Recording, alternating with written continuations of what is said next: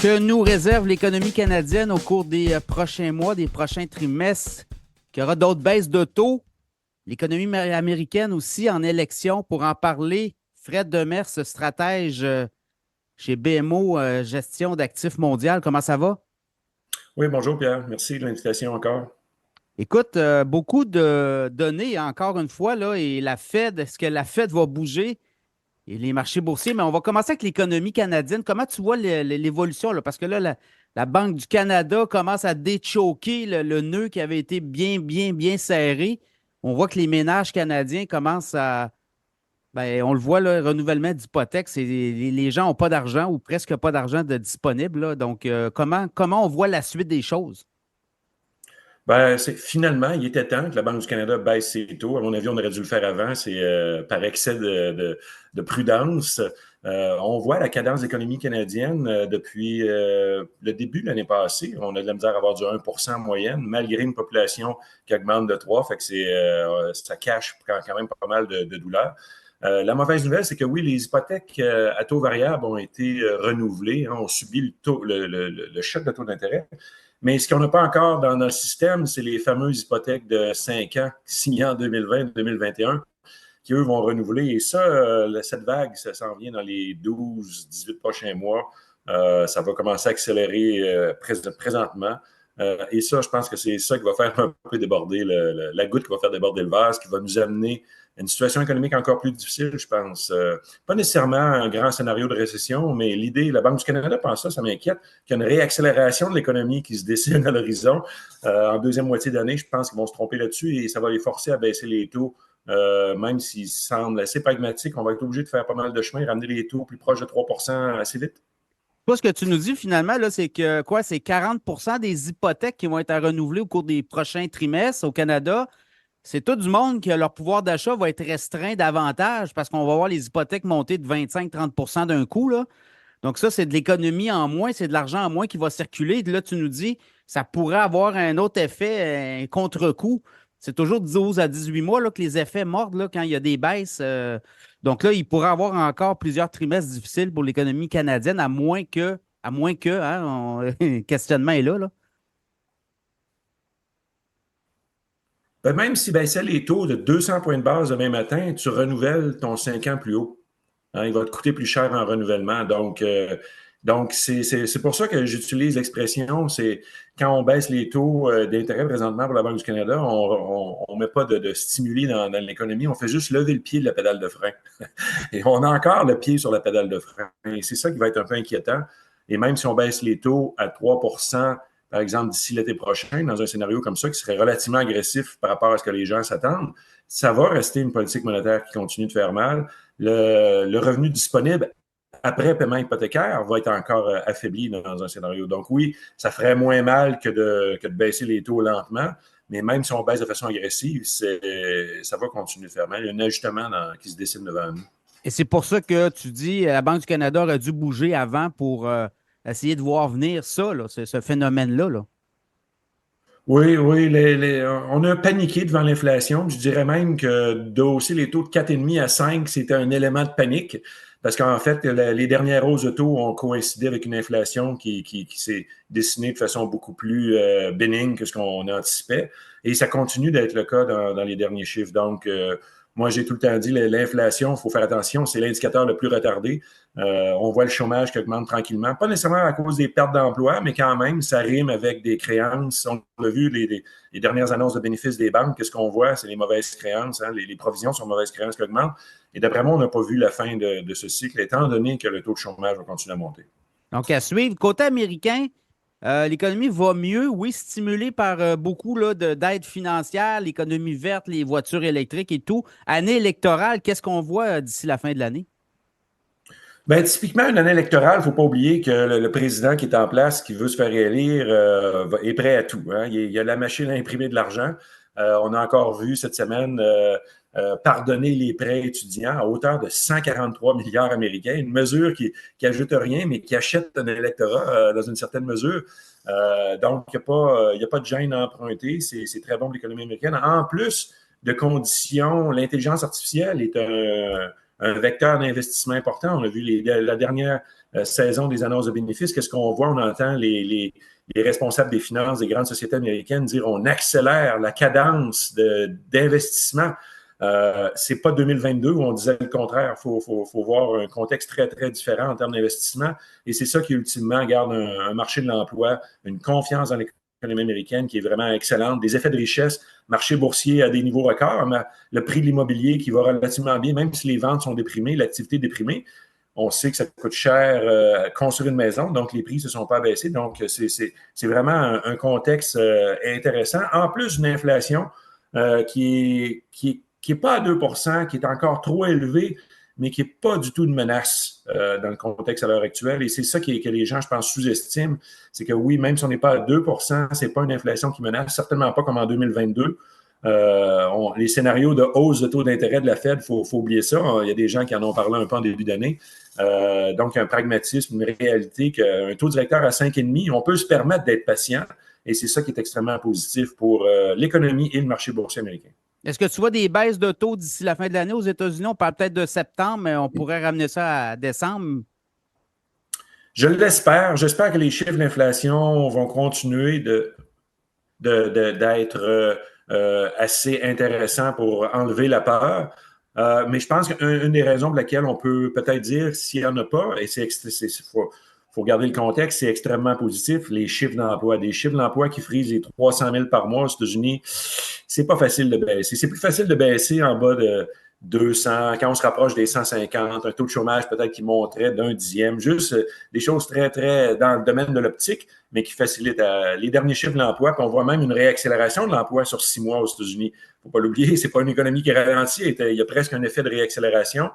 C'est pas facile de baisser les taux, mais encore une fois, les gens souvent ils se disent s'il n'y a pas de baisse de taux, c'est des mauvaises nouvelles des actions. C'est là où je suis en désaccord. On ne baisse pas les taux, pas parce que l'inflation est une grande menace, c'est parce qu'on a une cadence de croissance du PIB qui est plus proche de 3 et du 2 Donc, c'est ça qui fait qu'on ralentit les baisses de taux et c'est des bonnes nouvelles pour les investisseurs, à mon avis. Oui, puis il y a beaucoup de bûches dans le foyer là, aux États-Unis, là, au niveau économique. Les aides financières qu'on a données à gauche, à droite, ça aussi, c'est payant. Année électorale, habituellement, les marchés boursiers font toujours bien. Est-ce qu'on voit l'arrivée de Trump à la Maison-Blanche comme étant un indicateur négatif pour les marchés boursiers? Non, il y a des mesures qui seraient négatives si on pense aux tarifs. Puis si on parle de tarifs peut-être assez agressifs, 10 pour tous les produits importés aux États-Unis, au-delà peut-être de 50 pour les produits importés de Chine. Donc, c'est des vieilles recettes, ça amène de la volatilité. Par contre, on sait qu'il va renouveler les baisses d'impôts qu'il avait mis en place pour les sociétés, et ça, c'est important. Versus Biden, avec lui, surtout s'il y avait une forte victoire où il remporte le Sénat, le Congrès, mais là, on pourrait s'attendre à des hausses de taux. Et Oui. ça, c'est un peu plus inquiétant. Donc, oui, on peut stimuler l'économie, mais chaque dollar dépensé, il faut faire attention à des dollars qui sont beaucoup plus intéressants pour le marché, pour les investisseurs, que juste envoyer de l'argent dans les chèques. Donc, il faut faire attention. Dans les deux cas, c'est deux gros déficits. Il n'y a pas de resserrement fiscal à l'horizon, mais d'un point de vue des investisseurs, je pense que les implications sont assez différentes. Oui, parce que Biden lui parle de monter les impôts des entreprises, monter les impôts des riches, alors que Trump dit non, non, les entreprises, je vais vous baisser vos impôts comme il l'avait fait à son premier mandat. Là. On ne sait pas s'il va être réélu, évidemment. C'est une boîte à surprise là, de jour en jour, cette campagne-là. Donc, de part et d'autre, il pourrait avoir des effets positifs ou négatifs pour les marchés boursiers aussi. Avec Trump, c'est de la volatilité. Un facteur qui serait intéressant pour les investisseurs avec Trump, mettre fin à la guerre en Ukraine, trouver une façon de mettre fin au conflit, peut-être même réintégrer la Russie dans le cercle du commerce mondial. Et certainement qu'il va encourager les entreprises américaines à extraire du pétrole. On le sait, les États-Unis sont devenus le plus grand producteur de pétrole. Ils ont dépassé l'Arabie saoudite. Les ambitions de Trump, c'est de devenir le plus grand exportateur de pétrole et de gaz naturel. Les États-Unis ne sont pas encore là. Mais ça serait intéressant. Ça veut dire des prix du pétrole qui baissent peut-être de 10 à 20 dollars. Pour les bourses, c'est intéressant. Les taux d'intérêt, ça met une pression à la baisse. Ça, c'est une belle recette pour les investisseurs. Donc, c'est pas fait, mais c'est des choses qu'on entend parler du côté de la stratégie de Trump. Oui, il faut avoir ça dans le radar, évidemment. L'économie mondiale, j'ai vu les perspectives. Je pense que c'est le FMI qui a rehaussé là, un peu ses perspectives sur 2024-2025. Donc, la Chine repart tranquillement. Comment on voit tout ça se dérouler? L'Europe sort un peu du marasme, là. La BCE a baissé ses taux la semaine dernière. Oui, c'est un contexte favorable ou aussi ce qui est intéressant, c'est que c'est pas juste la remorque américaine qui tient tout ça. Quand on parle de réaccélération en Europe, il faut faire attention. On ne dit pas que ça va être une grosse croissance, mais on sort de la période de stagnation qui a duré presque 2 ans, surtout pour l'économie allemande, après l'invasion de l'Ukraine. Puis en Chine, ben, c'est jamais que le PIB a été très, très faible, mais c'était de trouver une façon un plancher, un niveau plancher et de soutenir une cadence qui est plus raisonnable. Donc, c'est des facteurs qui, à la marge, sont positifs, mais ça reste que c'est l'économie américaine qui fait vraiment le gros du travail. Une statistique que j'aime beaucoup, depuis 2 ans, les attentes des économistes, on a sous-estimé la cadence de l'économie américaine de 3,5 de PIB réel. C'est important. On a sous-estimé l'inflation un petit peu, mais beaucoup moins, mais presque 1 sur 2 ans. Et ça fait une croissance des bénéfices, une croissance des revenus qu'on a sous-estimé. C'est presque, on dit pour chaque dollar, pour chaque point de PIB, pour chaque point de pourcentage de PIB, c'est presque 3 points de pourcentage sur les bénéfices. Donc c'est énorme. Il ne faut pas être surpris. Les gens se disent peut-être comment ça se fait que les actions, les bourses vont si bien. Mais on avait carrément sous-estimé la croissance américaine. Et c'est 10-15 de croissance de bénéfices qu'on avait sous-estimé en sous-estimant la croissance américaine. Donc, c'est important. C'est une économie qui va bien et qui surtout supporte bien son secteur corporatif. Oui, puis on le voit là, à chaque fois que les earning seasons, on nous surprend encore avec des bénéfices en hausse et meilleurs de ce que les analystes avaient prévu. Donc, ça c'est ça que tu nous dis, là. Ça joue dans la confiance des investisseurs. Comment tu vois la bourse américaine, 12-18 mois, ça va continuer? Il y a beaucoup, beaucoup de stimuli de part et d'autre, là. On a presque 30 année sur année quand on regarde la dernière année. Donc, il faut quand même être conscient qu'on ne pourra pas répéter ça. Mais l'idée qu'on préfère encore du 5 à 10 ça, je suis assez confortable, encore une fois, parce que je pense que même si la barre est beaucoup moins basse qu'elle était en termes d'attente de croissance économique, en termes d'attente de bénéfices, les attentes sont encore assez modestes. Quand je regarde les attentes de PIB pour les 12 prochains mois aux États-Unis, le consensus est encore en bas de 2. Donc, on ne parle plus de récession, de scénario de récession, mais je pense qu'on va être surpris avec du 2,5, 2, 3 quarts, peut-être 3. Une inflation qui est plus difficile à diminuer, mais c'est une inflation des services. Ce n'est pas du tout les mêmes conséquences pour les investisseurs qu'une inflation qui vient du pétrole. L'inflation des services, on le recycle dans l'économie américaine. Donc, ça donne un scénario où on sous-estime encore peut-être les bénéfices de facilement un 5. Souvent, on dit que les analystes sont trop optimistes, mais je pense qu'on est encore dans un cycle où on est, de façon générale, pas assez optimiste. Pas qu'on est plus pessimiste, mais on n'est pas assez optimiste. Et ça, c'est intéressant. C'est ça qui permet d'avoir des belles surprises sur le marché. Oui, puis on va apparaître toutes sortes de scénarios catastrophes. Là encore, là, récemment, là, je voyais, il y a des sites web, on nous parle de chute de 50 de la bourse et très négatif. Et tout ça n'arrive jamais. Là, donc, on veut peut-être croire à nos malheurs. C'est comme le cerveau humain là, qui se fait des peurs, puis 95 des choses n'arrivent jamais. Là. Donc, il y a ça aussi. Hein? Je pense qu'il y a vraiment, entre la réalité médiatique qui nous parle de scénarios catastrophes et ce qu'on voit sur le terrain, il y a vraiment une déconnexion souvent. Là, comme tu dis, l'optimisme est là et il y a du positif. Donc, il faut le prendre, il faut l'absorber, ce positif-là. Oui, de façon générale, quand on regarde 2020, 2021, 2022, c'était volatilité extrême. Hein? Début de COVID, sortie de COVID, après ça, on a trop d'inflation.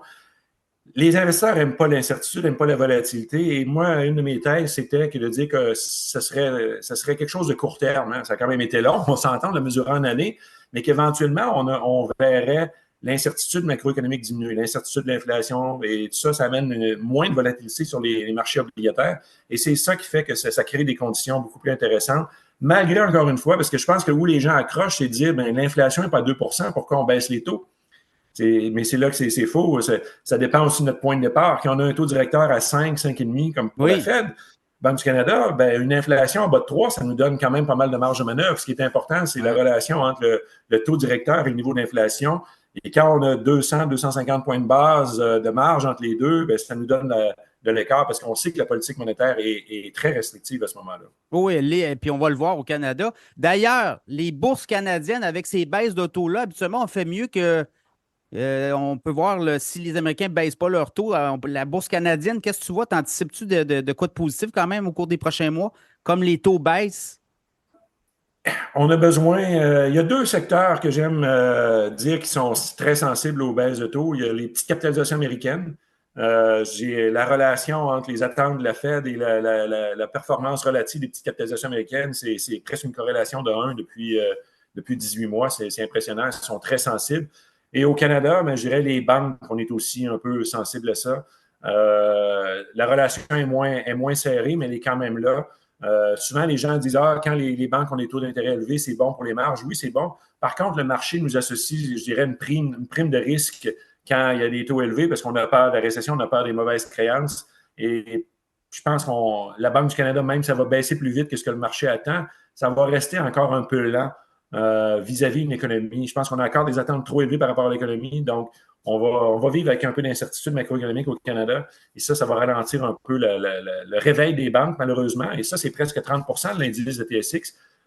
L'énergie, c'est pas mauvais quand ça va bien, mais souvent, ça prend tellement de performance du pétrole pour que le TSX soit intéressant que mes attentes, je les garderai basses. Et puis aussi, il ne faut pas oublier, mais la grande tendance, c'est l'intelligence artificielle. Et ça, c'est un jeu américain, 100% américain. Ah, c'est la On peut Silicon pas, Valley qui rave tout, là, Nvidia, AMD et autres. Là, on peut eux pas autres sont regarder en. ailleurs.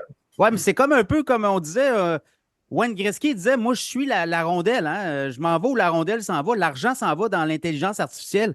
Comme investisseur, il faut suivre ça aussi, j'imagine. Oui, et puis, encore une fois, là où on dépense l'argent, on dépense presque rien en intelligence artificielle au Canada.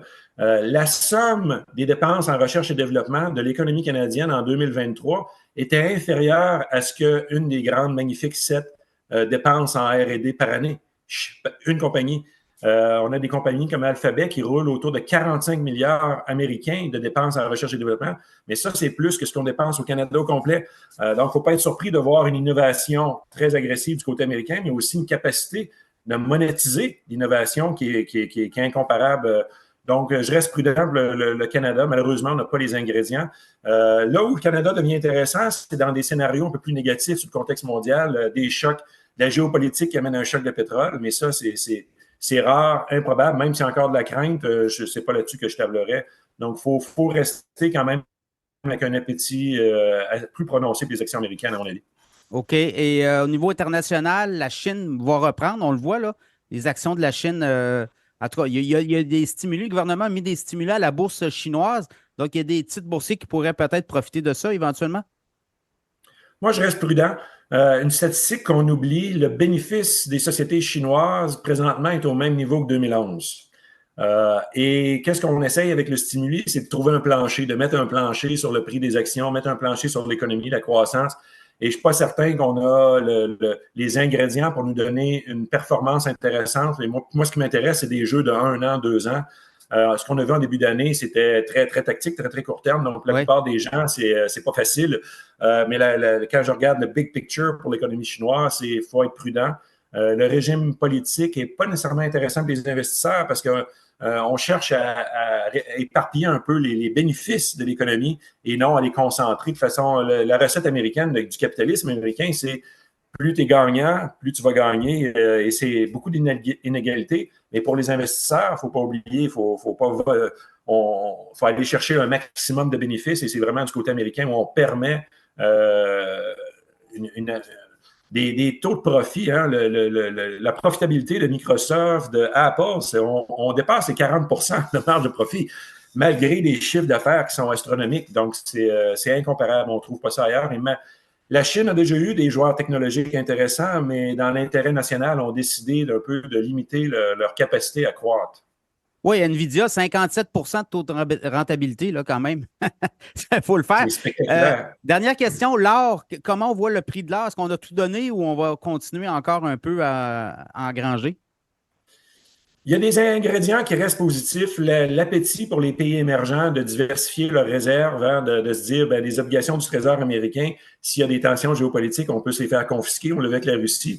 Donc, il y a un paquet de pays qui se désalignent des États-Unis tranquillement, la Chine notamment, donc qui achètent l'or. Donc, ça, c'est intéressant. Mais d'un point de vue plus macro, si on a de moins en moins peur d'inflation, si on a de moins en moins peur de la récession, c'est pas des choses qui, normalement, aideraient l'or. Donc, ça ne sera pas facile.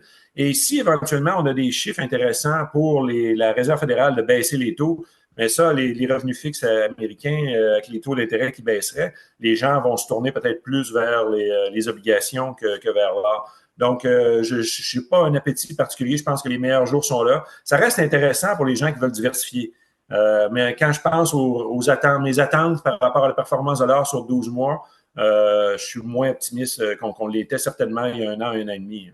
À suivre, Fred Demers, Banque de Montréal, merci beaucoup et on se reparle prochainement. Merci, Pierre.